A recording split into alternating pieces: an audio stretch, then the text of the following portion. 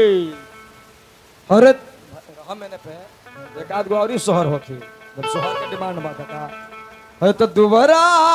पे मचल बहला दादी तनी अरे सोहर अरे कबाबा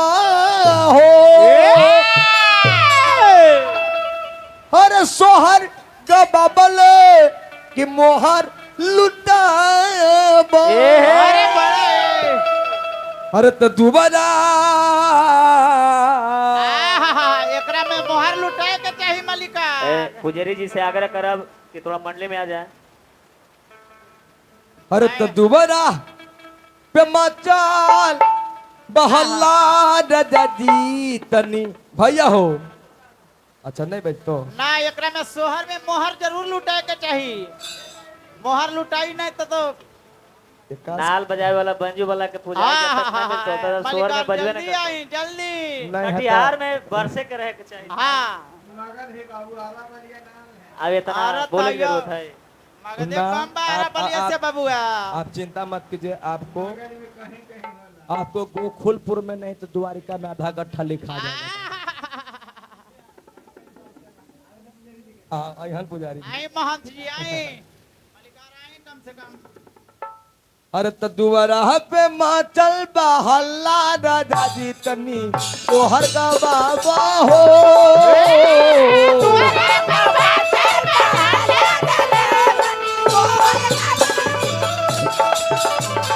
दोबारा पे माचल बहल्ला दादी तनी तोहर का बाबा हो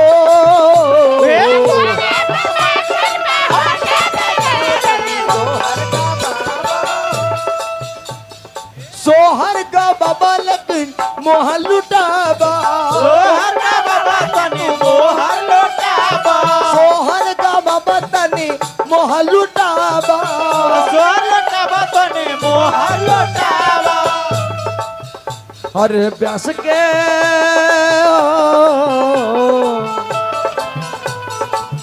अच्छा डिलीवरी कितना दिन सर हुआ था का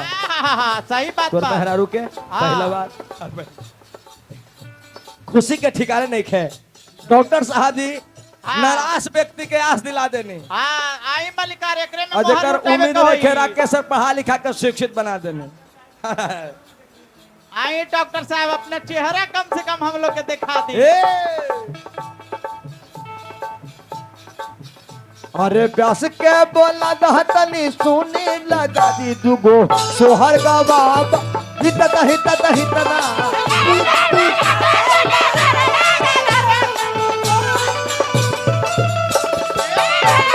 दुबला पे माचल बहल्ला लगा दी तनी सोहर बाबा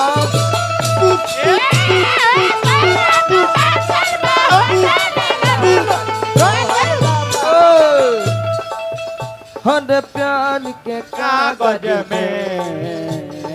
दिल की कलम से हर प्यार के कागज में हर दिल की कलम से पहली बार सलाम लिखा पहली बार सलाम लिखा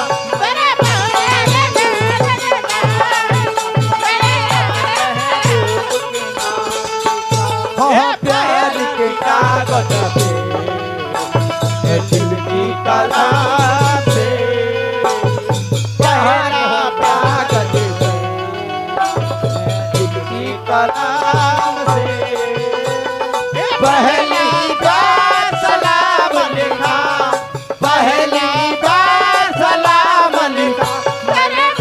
महबूब की नाम लिखा मैंने महबूब की नाम लिखा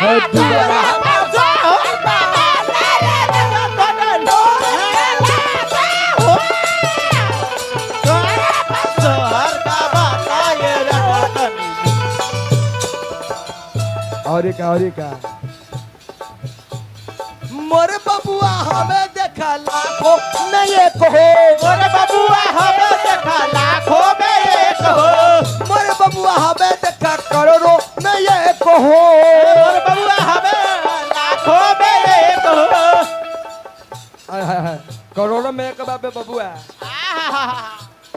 सब लोग कहत बाबे बहुत सुशील ने कहो सब कोई कहता बारे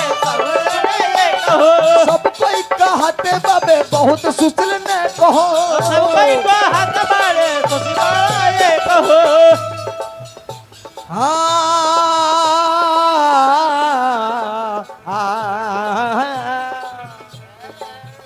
अरे दुबरा पे माचल बहला लगा दी तनी तोहर का बाबा